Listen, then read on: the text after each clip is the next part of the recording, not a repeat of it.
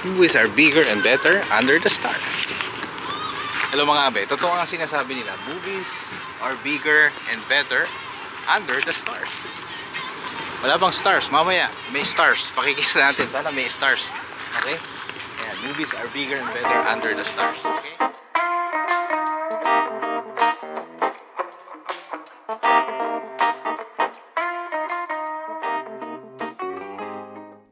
Bagamat may mga testamento o mga nasusulat na noong 1910 meron ng drive-in cinema sa United States, pinagtibay naman noong June 6, 1933 na si Richard Hollingshead ng New Jersey ang unang nag-imbento ng drive-in cinema.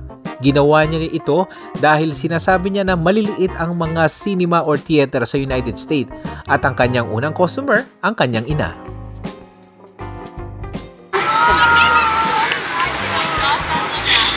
Dito kami. Miss JDL, asan nyo?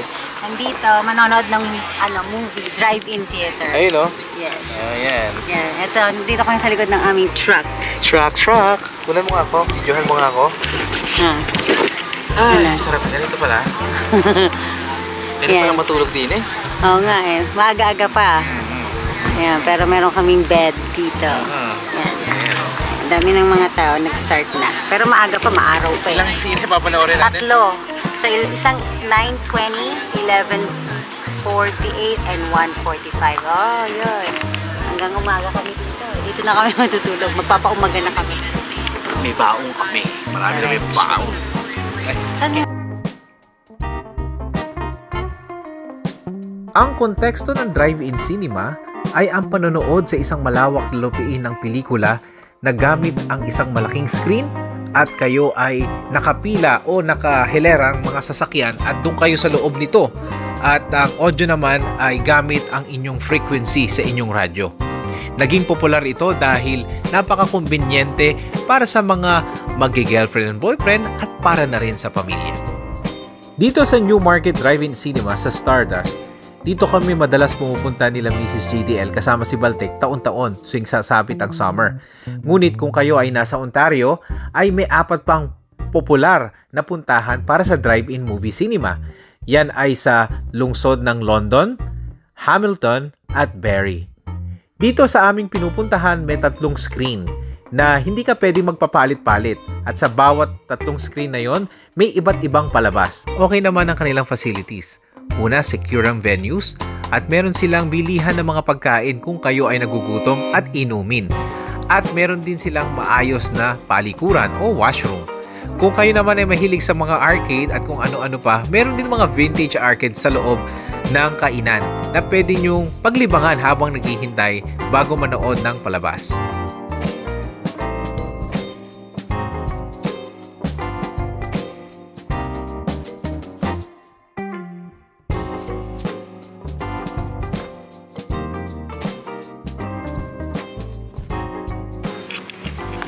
Okay mga abe, at tapos na yung unang palabas, Twister. And ngayon naman yung second movie kay Tom Hardy, no? It's all about mga riders. So nabuhasan na ng tao, kita nyo naman, wala na yung katabi namin, no? Anong oras na ba? I think mga 11:30, no? Mag-aalas 12. So tatlo pelikula, pangalawa na. At maganda naman yung movie. At ito mukhang tutulugan ko to eh. Kasi action drama ito, no? Pero mamaya yung alam yung movie na X, yung gumagawa ng mga porn movies nung 70s na namasaker. Ito yung yung pangatlo, Maxine ang babagan. So nag-watch naman si Miss JDL at si Baltic. So kailangan lang may mga illumination lang kayo, no, kasi medyo madilim paligid eh. So pagka para kitang-kita kayo yung mga dadaan sa sasakyan.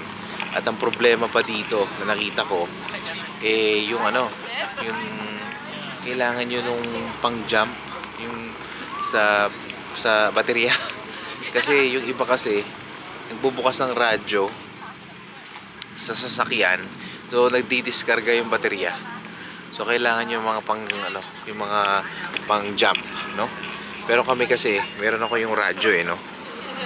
Ayan, yung radyo. Para yung sa may frequency. Ayan yung radyo. Ayan. Ayan. So, rechargeable, ano siya, battery, yung radyo. Nag-charge siya. Para, alam mo, yung frequency nung pinapakinggan mo, hindi mo na kailangan magbukas ng sasakyan mo. So, naka-fully lock na yung sasakyan. Tapos, dun mo na lang hahanapin yung frequency dun sa radyo na yun. Okay, so, malakas yung dating nung sound. So, malaking advantage yung elevated yung pinapanooran nyo. Pero ngayon dito ako manonood sa radyo sa ano. Pakita ko sa inyo ha. Dito sa upuan ko. Ayan. Kasi, kaya sa upuan ako manonood. Wala na yung nasa harapan ko. Kaya medyo makakasandal naman ako, no? At makakainom ng konti. Beer, soft drinks, merienda. So, ready na for the second movie. Update ko na lang kayo mamaya.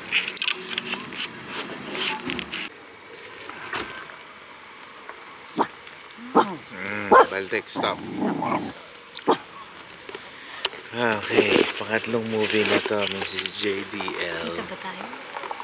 Ayun o, kita. Yes. Last one. Last one.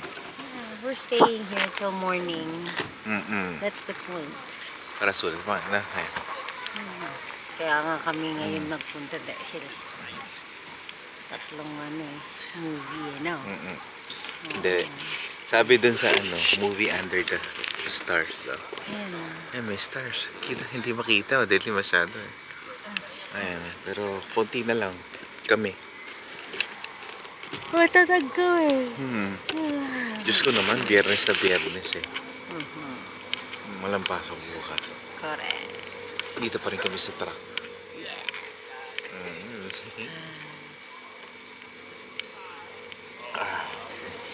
Maxine.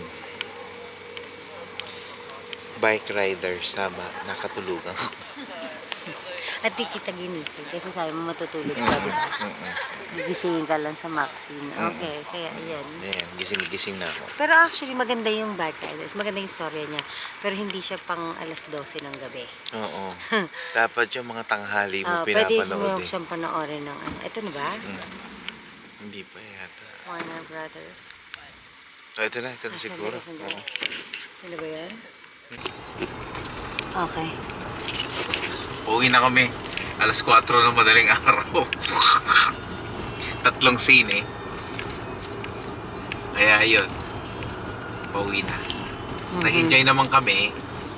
Ano lang. Leslie na ba ta? Oo, Leslie na to. Sabi ko lang kanina, lagi kayo maganda yung may dala dito pala ng pang ganon, pang boost. Marami nagkakaubusan ng baterya. Sa awa naman ng Diyos, hindi kami naubusan. Eh kasi hindi naman natin ginamit yung radyo sasakyan natin. Oo. Kailangan, may dala kaming sarili naming hiwalay na radyo. Ayan lang. Good night na kami. Good morning. Good morning na actually. Ayan. Ay, asan ako? Ayan. Good morning na. Kasi alas 4 na ng umaga. Ayun na, yung batang yan gising pa. Ay, Batek. Kiki. Ayan. Yan lang. Sige. Teka, Eyes on the road. ulit. Eyes on the road. Bye-bye. Tek. Good night. Good morning. Good morning. Good morning. Okay, bye. Bye.